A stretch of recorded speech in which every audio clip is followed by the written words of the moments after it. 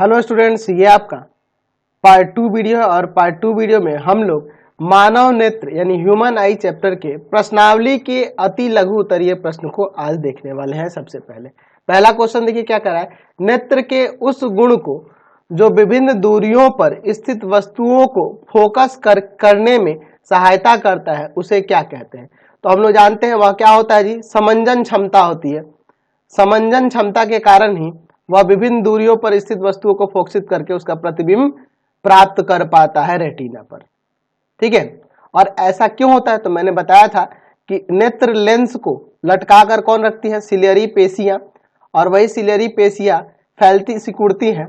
ठीक है, ये तंती है, सिकुड़ती हैं, जिसके कारण से इसका फोकस एडजस्ट होता है। चलिए दूसरा क्वेश्चन क्या कर रहा है कि क्या भिन्न भिन्न दूरियों पर स्थित वस्तुओं के प्रतिबिंब को फोकस करने के लिए नेत्र लेंस की फोकस दूरी सिलियरी पेशियों द्वारा परिवर्तित होती है। हाँ बिल्कुल होती है, हाँ लिखेंगे, हाँ इसका आंसर हो जाएगा हाँ। 3 नंबर क्वेश्चन कह रहा है किसी व्यक्ति के चश्मे में लगे लेंस की क्षमता प्लस का 1.5 डायप्टर है, तो लेंस उत्तल है या अवतल। तो हम लोग जानते हैं कि अगर यहाँ लेंस की क्षमता प्लस में हो तो फोकस दूरी भी क्या होगी, प्लस में ही होगी, और फोकस दूरी प्लस में किसके में होती है, उत्तल लेंस में, यानी कि इसका आंसर हो जाएगा उत्तल लेंस। उत्तल लेंस, अच्छा ये उत्तल लेंस लगा होगा तो इसे कौन सा दोष हुआ होगा, निकट दृष्टि दोष की दूर दृष्टि दोष। तो हमें पता है कि उत्तल लेंस किसके लिए लगाया जाता है, जब नजदीक की वस्तुएं नहीं दिखाई देती हैं, तो यानी कि दूर दृष्टि दोष। चलिए क्वेश्चन नंबर 4 देखिए, कह रहा है मानव नेत्र के 3 मुख्य दोषों के नाम लिखे। 3 मुख्य दोष कौन कौन से हैं जी, तो मैंने आपको बता रखा है कि मानव नेत्र में दृष्टि दोष मुख्यतः 3 प्रकार के कौन कौन से होते हैं, निकट दृष्टि दोष, दूर दृष्टि दोष और जरा दूरदर्शिता। वैसे तो इसके अलावा भी मैंने आपको और भी रोगों के बारे में, दोष के बारे में बता रखा था, लेकिन यही आपके 3 मुख्य प्रकार के हैं। इन्हीं तीनों का नाम लिखेंगे, आपके बुक में यही 3 दिए हुए हैं। अगला क्वेश्चन देखिए 5 नंबर, स्पष्ट दृष्टि की न्यूनतम दूरी का मान लगभग कितना होता है, तो ये तो हम लोग जानते ही हैं 25 सेंटीमीटर होता है। चलते अगले क्वेश्चन पे। अगला क्वेश्चन देखते हैं क्वेश्चन नंबर 6, कह रहा है नेत्र की सामान्य दृष्टि के लिए दूर बिंदु और निकट बिंदु कितनी दूरी पर होता है। तो हम लोग जानते हैं कि सामान्य दृष्टि में दूर बिंदु जो होता है अनंत दूरी पर होता है और निकट बिंदु 25 सेंटीमीटर पर होता है। मैंने आपको बता रखा है, चैप्टर में पढ़ा रखा है। क्वेश्चन नंबर 7 देखिए, कह रहा है कि जब हम नेत्र से किसी वस्तु की दूरी को बढ़ा देते हैं तो नेत्र में प्रतिबिंब का क्या होता है। तो वो तो समंजन जो क्षमता होती है, समंजन क्षमता के कारण क्या होता है, प्रतिबिंब दूरी में परिवर्तन नहीं होता है। प्रतिबिंब दूरी में कोई परिवर्तन नहीं होता है, क्योंकि समंजन क्षमता के कारण उसका फोकस जो होता है एडजस्ट हो जाता है। इसके कारण से प्रतिबिंब की दूरी में कोई परिवर्तन नहीं होता है। प्रतिबिंब उसका रेटिना पर ही बनता है, हाँ बल्कि छोटा हो जाता है आकार में, लेकिन रेटिना पर ही बनेगा। वस्तु दूरी बढ़ाने से कोई फर्क नहीं पड़ेगा, उसका प्रतिबिंब जो होगा हमेशा रेटिना पर बनेगा। यानी कि रेटिना पर बनने का मतलब है कि लेंस से, उस नेत्र लेंस से रेटिना की बीच की दूरी जो होगी वही ना आपकी प्रतिबिंब दूरी होगी। तो वो प्रतिबिंब दूरी में कोई परिवर्तन हुआ नहीं हुआ, बस वस्तु का प्रतिबिंब का आकार क्या होगा, छोटा हो जाएगा, लेकिन प्रतिबिंब दूरी में कोई परिवर्तन नहीं होगा, क्योंकि समंजन क्षमता के कारण इसका फोकस एडजस्ट हो जाता है। क्वेश्चन नंबर 8 देखिए, कह रहा है एक व्यक्ति जिसका नेत्र निकट दृष्टि दोष से ग्रसित है, यानी निकट दृष्टि दोष जब उस व्यक्ति को होगा तो वह दूर स्थित वस्तुओं को नहीं देख पाएगा, 1.5 मीटर से अधिक दूरी पर की वस्तुओं को स्पष्ट नहीं देख पाता है। चलिए स्पष्ट नहीं देख पाता, यहां भी कह रहा है 1.5 मीटर से ज्यादा दूरी की जो वस्तु होंगे उसको नहीं देख पाएगा।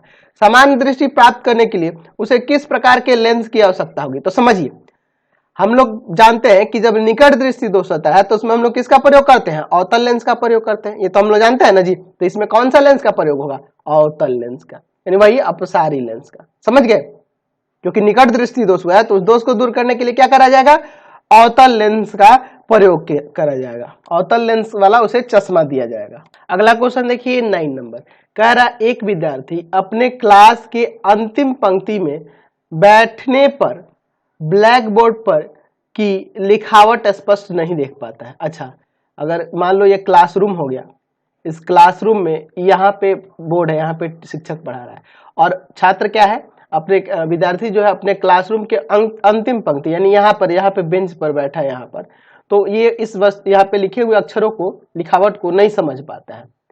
उसकी आंख किस प्रकार के दोष से ग्रसित है, इस दोष को दूर करने के लिए उसे किस प्रकार के लेंस का व्यवहार करना होगा। तो देखिए ये दूर स्थित है, ये बोर्ड से बहुत दूर है, पीछे वाले पंक्ति में बैठा है, तो इसको कौन सा दोष हुआ है, निकट दृष्टि दोष हुआ है।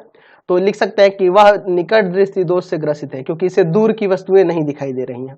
ठीक है, और आपको पता है कि जब निकट दृष्टि दोष होगा तो उसके लिए हम लोग अवतल लेंस का व्यवहार करेंगे, अवतल लेंस वाला चश्मे का, यानी अपसारी लेंस का प्रयोग किया जाएगा। तो यहाँ पे आंसर में लिख दोगे।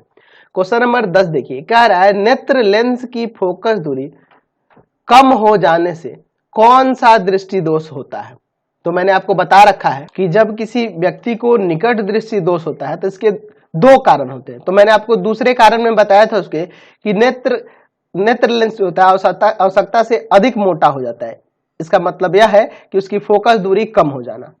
ठीक है, तो मैंने आपको बता रखा था ना कि जब किसी व्यक्ति को निकट दृष्टि दोष होता है तो उसके लिए दो कारण है। पहला कारण था कि नेत्र गोलक लंबा हो जाना, और दूसरा कारण था क्या कि नेत्र लेंस का आवश्यकता से अधिक मोटा हो जाना, जिससे उसकी फोकस दूरी कम हो जाती है। तो फोकस दूरी कम हो जाएगी तो कौन सा रोग हो जाएगा, उसे निकट दृष्टि दोष हो जाएगा ना। तो इसका आंसर हो जाएगा निकट दृष्टि। तो यहां पर क्या लिख दोगे, निकट दृष्टि दोष, निकट दृष्टि दोष। ठीक है, क्वेश्चन नंबर 11 देखिए, कह रहा है एक व्यक्ति के चश्मे में अवतल लेंस लगा है, वह किस दृष्टि दोष से पीड़ित है। तो जब अवतल लेंस लगा होगा, तो अवतल लेंस लगा हो तो उसको निकट दृष्टि दोष ही ना हुआ है, क्योंकि वो दूर की वस्तुओं को नहीं देख पा रहा है, तभी ना उसके अंदर अवतल लेंस लगाया गया है। तो उसे कौन सा दोष हुआ है, निकट दृष्टि दोष, निकट दृष्टि दोष, क्योंकि यह दूर की वस्तुओं को स्पष्ट नहीं देख पाएगा, तभी ना इसे अवतल लेंस वाला चश्मा लगा है। अगला क्वेश्चन देखिए 12 नंबर, किस दृष्टि दोष में किसी वस्तु का प्रतिबिंब रेटिना के पीछे बनता था। यह ऑब्जेक्टिव में भी था, चलिए हम लोग इसको फिगर से समझ। तो मैंने बता रखा था आपको कि जब दूर दृष्टि दोष होता है तो उसका प्रतिबिंब जो होगा, देख लो यहाँ पे वस्तु का प्रतिबिंब या निकट स्थित वस्तु का प्रतिबिंब क्या हो रहा है, रेटिना के पीछे बनता है। और रेटिना के पीछे बनने का कारण क्या है कि ये नेत्र गोलक छोटा हो जाता है, देख रहे ना, नेत्र गोलक छोटा हो जा रहा है, इसी कारण से इसका प्रतिबिंब रेटिना के पीछे बन रहा है। यानी कि आंसर में क्या हो जाएगा, दूर दृष्टि दोष। यहाँ लिख देंगे आप दूर दृष्टि दोष, दूर दृष्टि दोष। ठीक है, अगला क्वेश्चन देखते हैं, क्वेश्चन नंबर 13 कह रहा है कि दीर्घ दृष्टि दोष किस प्रकार के लेंस द्वारा दूर किया जाता है। वही देखिए, दीर्घ दृष्टि दोष कहिए या दूर दृष्टि दोष कहिए, तो दूर दृष्टि दोष में निकट की चीजें नहीं दिखती है, तो उसमें कौन सा लेंस का प्रयोग करा जाएगा, उत्तल का ना, उत्तल लेंस का। चलिए अगला क्वेश्चन देखते हैं, क्वेश्चन नंबर 14, तारे के टिमटिमाने की व्याख्या किस सिद्धांत पर आधारित। तो मैंने बता रखा है कि वायुमंडलीय अपवर्तन के कारण ही तारे टिमटिमाते हैं, तो वायुमंडलीय अपवर्तन के सिद्धांत पर आधारित है। ठीक है, क्वेश्चन नंबर 15 देखिए, श्वेत प्रकाश के विभिन्न रंगों या वर्णों में विभक्त होने की घटना को क्या कहते हैं। तो मैंने आपको बता रखा कि श्वेत प्रकाश के इसके विभिन्न रंगों में विभक्त होने की जो घटना होती है उसको प्रकाश का वर्ण विक्षेपण कहते हैं। तो आंसर में क्या हो जाए, प्रकाश का वर्ण विक्षेपण, वर्ण विक्षेपण, प्रकाश का वर्ण विक्षेपण। क्वेश्चन नंबर 16 देखिए, कह रहा है जब श्वेत प्रकाश एक प्रिज्म से होकर गुजरता है तो किस वर्ण का प्रकाश सबसे अधिक विचलित होता है और किस वर्ण का सबसे कम विचलित होता है। तो मैंने आपको बता रखा है कि सबसे अधिक विचलित होने वाला जो सबसे नीचे कलर होता है वह बैगनी होता है। ठीक है, बैगनी रंग अधिक विचलित होता है, और कम विचलित होने की बात करें तो आपका लाल रंग होता है जो सबसे ऊपर होता है। ठीक है, मैंने पिछले वीडियो में भी आपको बताया था। क्वेश्चन नंबर 17 देखिए, क्या प्रकाश का रंग यानी कि वर्ण प्रकाश तरंगों के तरंग दैर्घ्य पर निर्भर करता है। तो तरंग दैर्घ्य के बारे में बात करें तो तरंग दैर्घ्य क्या होता है। तो तरंग दैर्घ्य को मैंने परिभाषित किया था पिछले मैंने आपको चैप्टर में परिभाषित किया था ना तरंग दैर्घ्य के बारे में, कि हमें पता है कि प्रकाश जो होता है ऊर्जा का एक स्रोत है, ये तरंगों के रूप में, चुंबकीय तरंगे के रूप में गति करती है, और ये तरंगों की जो पुनरावृत्ति होने पर जो न्यूनतम दूरी तय होती है ना, वही आपका तरंग दैर्घ्य होता है। तो प्रकाश का रंग जो होता है ना, वो तरंग दैर्घ्य के ऊपर निर्भर नहीं करता है ना, तरंग दैर्घ्य पे निर्भर उसका रंग नहीं करता है। हाँ, उसका वो कितना तरंग वह रंग कितना फैलता है या कितना सिकुड़ता है, सॉरी कितना फैलता है, वह तरंग दैर्घ्य के ऊपर निर्भर करता है। ठीक है, जितना अधिकतम तरंग दैर्घ्य होगा वह कम फैलेगा और जितना कम तरंग दैर्घ्य होगा वह अधिक फैलेगा। यानी कि हमें अगर रंग की बात करें, वर्ण की बात करें, तो तरंग दैर्घ्य पर निर्भर नहीं करता है। क्या पूछ रहा है कि क्या प्रकाश का रंग प्रकाश तरंगों के तरंग दैर्घ्य पर निर्भर करता है? नहीं।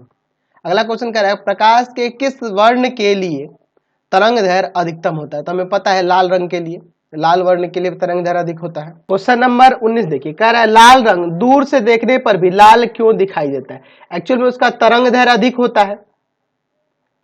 तरंग दैर्घ्य जो होता है वह अधिक होता है। अधिक होने के कारण वह कम फैलता है ना जी, इसलिए वो हमें लाल ही प्रतीत होता है।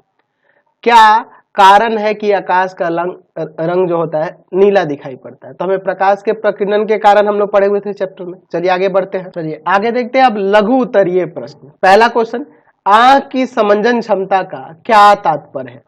Power of accommodation. तो मैंने आपको परिभाषित करा दिया इसको कि वस्तु दूर रहे या निकट उसे साफ साफ देखते हैं हम लोग। क्या करते हैं, वस्तु दूर हो या नजदीक हम क्या करते हैं, उसे साफ साफ देखते हैं। आंख ऐसा अपने लेंस की फोकस दूरी को बदल कर करता है। यह परिवर्तन कर देना, इस पर होगा, पेशियों के तनाव के घटने बढ़ने से होता है। आंख के इस सामर्थ्य को समंजन क्षमता कहते हैं। ये हम लोग यहां तक परिभाषा में लिख देंगे। अगला क्वेश्चन देखते हैं। दूसरा कह रहा है कि नेत्र, इसमें जाने वाली प्रकाश की मात्रा को किस प्रकार नियंत्रित करता है? तो हमें पता है कि नेत्र क्या करता है, नेत्र के अंदर क्या होता है। तो नेत्र के मैंने बता रखा था, नेत्र के अंदर जो आइरिस होती है, आइरिस जो होती है, मैं आपको फिगर में दिखाता हूं। ये आइरिस जो होती है, ये आइरिस यहाँ पे वह क्या करती है, यहां जो पुतली है, पुतली को उतना ही खोलने देता है ना। ये फैल जाती हैं, सिकुड़ जाती हैं, ये फैलती सिकुड़ती है, जिसके कारण जितनी नेत्र को आवश्यकता होती है रोशनी की उतनी ही अंदर प्रवेश करती है। तो हमें यहां लिख सकते कि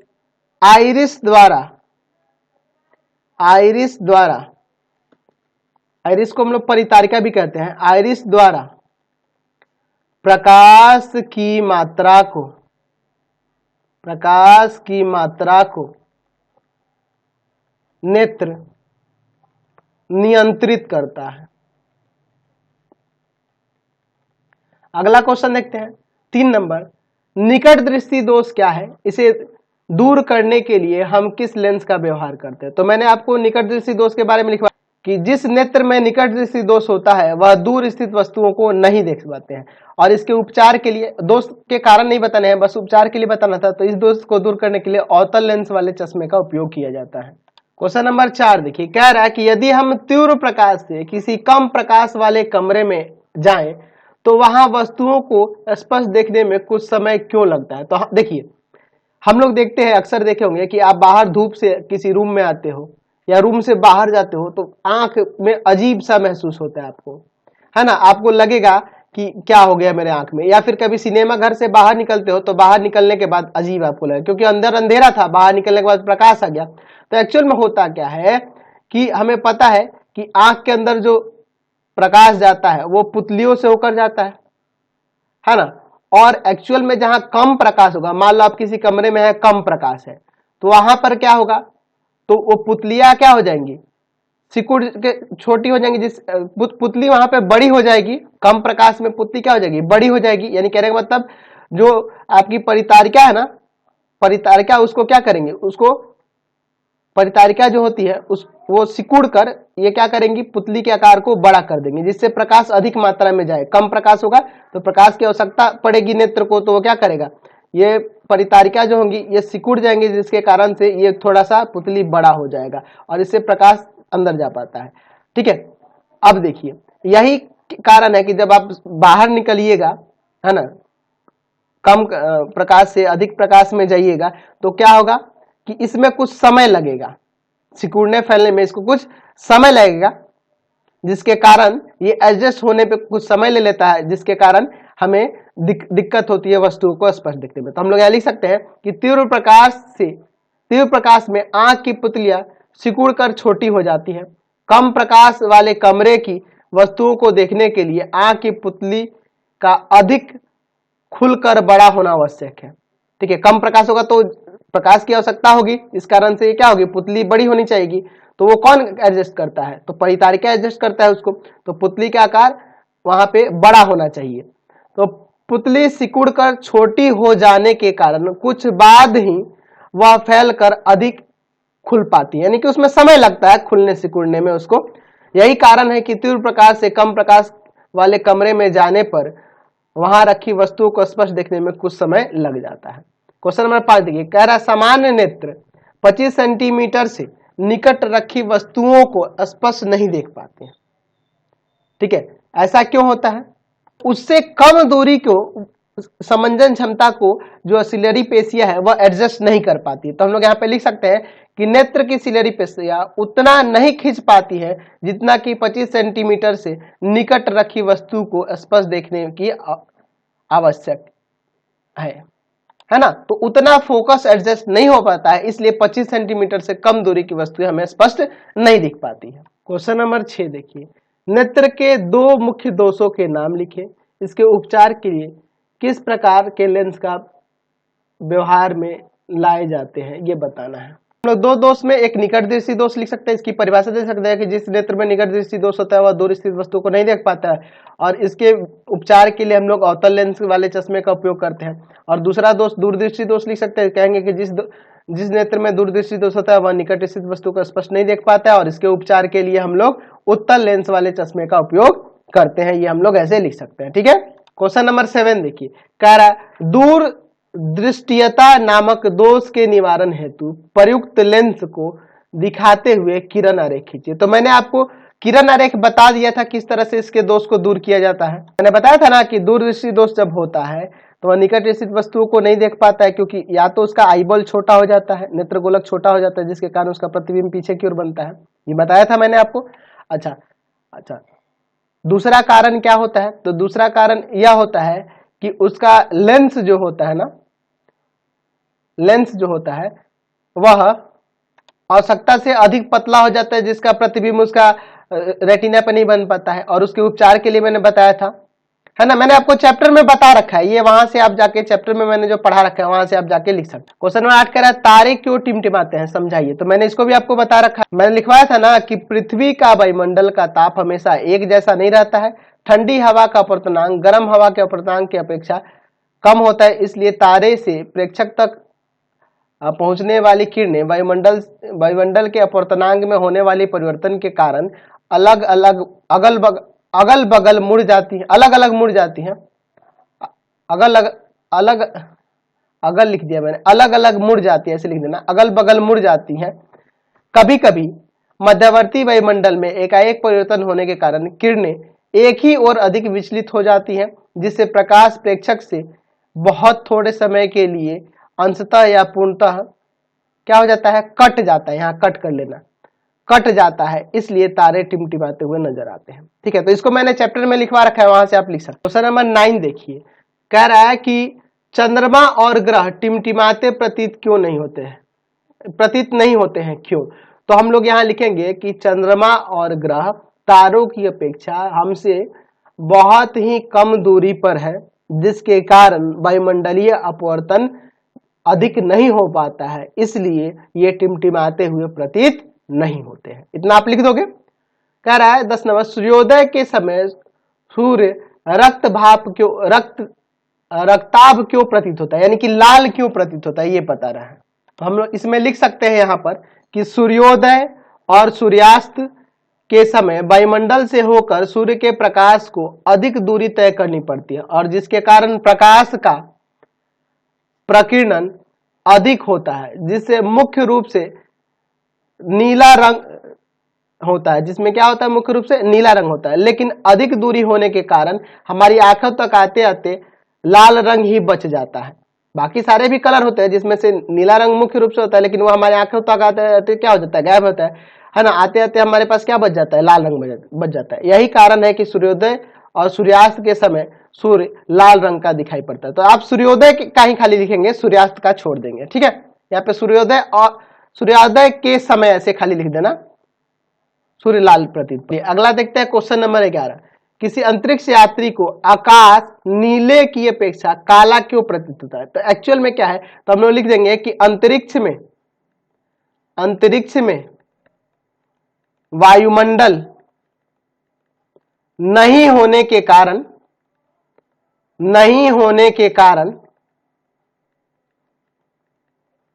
है ना, अंतरिक्ष में वायुमंडल नहीं है, प्रकाश का प्रकीर्णन इसलिए नहीं होगा, प्रकाश का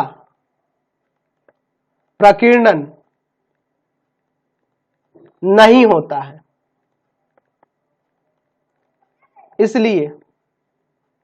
इसलिए अंतरिक्ष से आकाश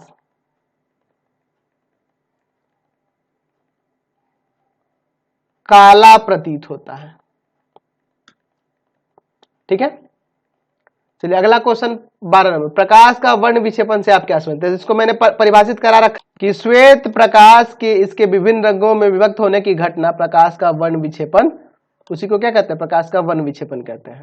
चलिए अगला क्वेश्चन देखते हैं 13 नंबर, क्या कह रहा है कि जब श्वेत प्रकाश एक प्रिज्म से होकर जाता है तब इसके अवयव यानी कि इसके कंपोनेंट किसी सफेद पर्दे या दीवार पर भिन्न भिन्न स्थानों पर दिखाई पड़ते हैं, क्यों। क्योंकि हम लोग जानते हैं कि श्वेत प्रकाश, लिख सकते हैं कि श्वेत प्रकाश 7 रंगों से बना होता है, जिनका तरंगदैर्घ्य या जिन रंगों का तरंगदैर्घ्य भिन्न भिन्न होता है, जिन रंगों का या इन रंगों का तरंगदैर्घ्य भिन्न भिन्न होता है, और भिन्न भिन्न होता है इसी कारण से क्या होता है कि उसका अगर दीवार पे जो, अगर मैं दीवार की बात करूं, यहां से प्रिज्म है और प्रिज्म से ये श्वेत प्रकाश ऐसे निकलेगा, तो यहां से ये 7 रंगों में विभक्त होकर अलग अलग इसीलिए प्रतीत होता है, क्योंकि सब अलग अलग रंग जो है उनके तरंगदैर्घ्य भिन्न भिन्न होते हैं, इसके कारण से वो अलग अलग स्थानों पर दिखाई पड़ते हैं। तो अब हम लोग इस वीडियो को यहीं पे इन कर देते हैं। अब दीर्घ उत्तरीय प्रश्न और कुछ सांख्यिक प्रश्न है, उनको अगले वीडियो में देखेंगे। आपको हमारे 3 चैनलों को सब्सक्राइब करना होगा। पहला है पाथफाइंडर क्लासेस छपरा, दूसरा है भारती भवन रविकांत सर, भारती भवन रविकांत सर, और तीसरा चैनल है रविकांत सर के नाम से। तीनों चैनल को सब्सक्राइब कर लो, और इससे रिलेटेड लिंक के लिए सीधे डिस्क्रिप्शन में जाएंगे, और इससे रिलेटेड नोट्स के लिए गूगल पे जाकर सर्च करेंगे www.ravikantsir.in, और यहाँ जाकर आप सभी क्लासेस के नोट्स और उनके PDF को डाउनलोड कर सकते हैं और पढ़ भी सकते हैं।